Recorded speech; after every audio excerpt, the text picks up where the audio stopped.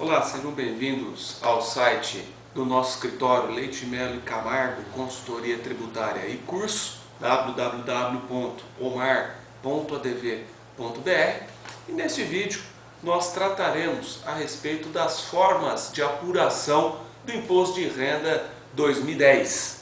Mudou muita coisa com relação aos anos anteriores, mas apenas para explicar, o contribuinte pessoa física ele pode apurar o seu imposto de renda mediante dois regimes, digamos assim.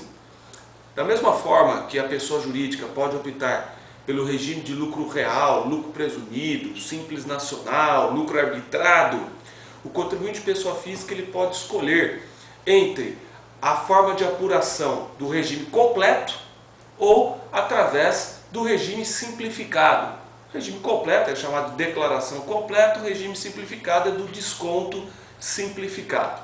Vamos começar então com o regime o completo. O regime completo decorre da soma entre os rendimentos tributáveis abatido das deduções admitidas em lei. Essas deduções são as seguintes: as deduções que o contribuinte pessoa física pode exigir na sua declaração completa. Importâncias pagas a título de pensão alimentícia, quando em cumprimento de decisão ou acordo judicial ou por escritura pública, que é importante dizer que a pensão é aquela pré-fixada ou determinada em juízo. Até nós tivemos alguns clientes que acabaram errando nesse tópico. Clientes que, por exemplo, eles pagam 20%, 30%, o ex-marido paga 20%, 30%, por exemplo, a sua ex-mulher, mas o juiz fixou em 20%. Essa diferença não é dedutível do imposto de renda, não. Porque para fins fiscais, ou até mesmo civis, essa diferença não é pensão. Essa diferença é uma doação, que não é dedutível da base de cálculo do imposto de renda. Então, só a pensão alimentícia fixada em decisão judicial. Ou por escritura pública, em acordo amigável. Quantia de R$ 144,20 por mês, por dependente também. As contribuições para a Previdência da União, dos Estados e dos municípios. As contribuições para as entidades de previdência privada domiciliadas no Brasil, cujo ônus tenha sido do contribuinte, ou seja, se, por exemplo, o contribuinte recebe uma contribuição previdenciária que é paga pelo seu patrão ou paga para a empresa da qual ele é sócio, ou seja, o ônus não é suportado por ele, não é dedutível. Então só entra na dedução dessas contribuições quando é o próprio contribuinte quem paga ou sofre desconto dessas contribuições. Também as contribuições aos fundos de aposentadoria de programa individual, conhecido como FAP, mesma forma, quando o ônus é suportado pelo contribuinte pessoa física, e o valor de até R$ 1.434,59 por mês, relativo à parcela isenta de aposentadoria, pensão, transferência para reserva remunerada ou reforma, paga pela Previdência Social a partir do mês em que o contribuinte completar 65 anos de idade.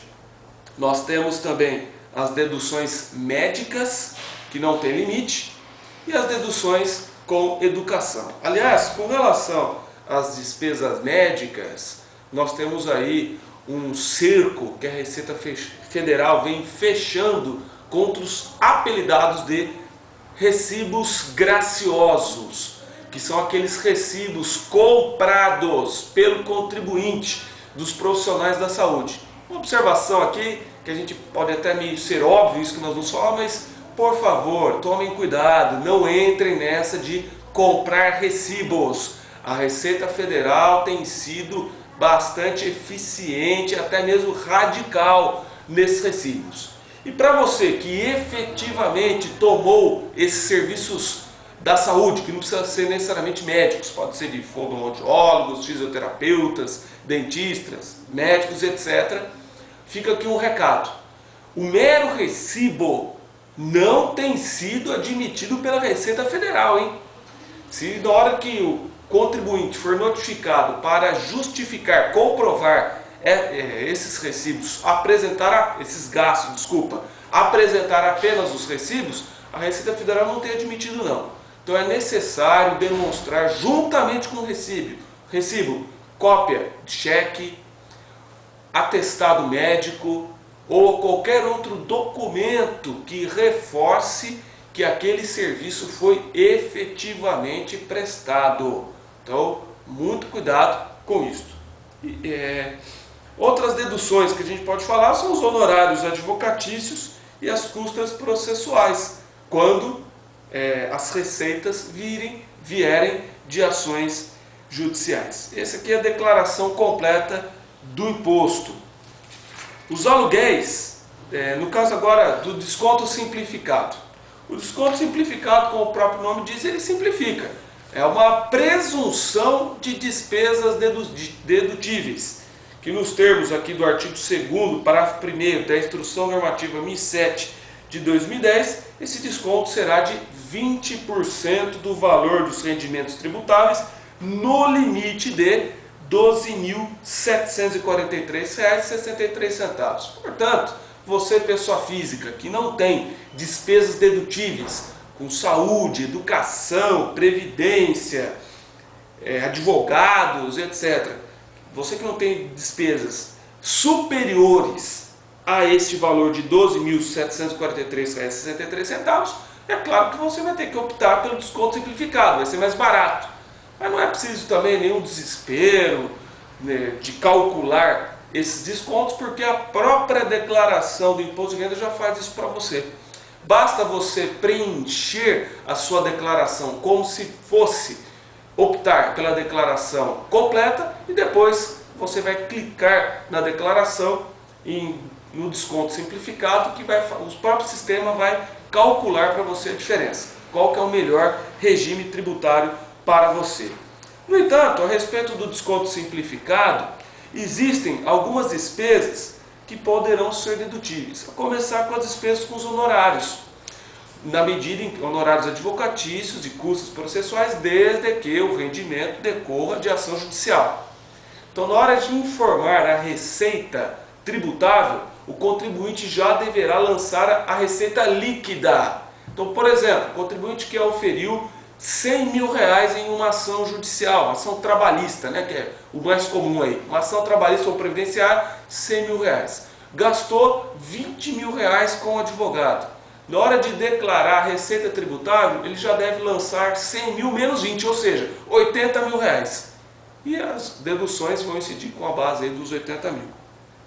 Também é permitidas deduções referente às receitas de aluguéis, os descontos, né, os valores gastos com condomínios, taxas e impostos, desde que suportados pelo locador. Ou seja, vamos supor que o aluguel seja no ano de R$ 12 mil. E nesse contrato conste que as despesas com condomínios, taxas e impostos ficarão com o locador, não com o inquilino, com o locador. O locador, pessoa física, poderá deduzir todos esses valores do valor do aluguel. Então, na hora de declarar o imposto de renda, mesma coisa, 12 mil no ano de aluguel, gastou R$ 2 mil com impostos, condomínios e taxas e etc., vai declarar R$ 10 mil, declara-se o valor líquido. Então, essas seriam as informações básicas em torno das formas de apuração do imposto de renda pessoa física.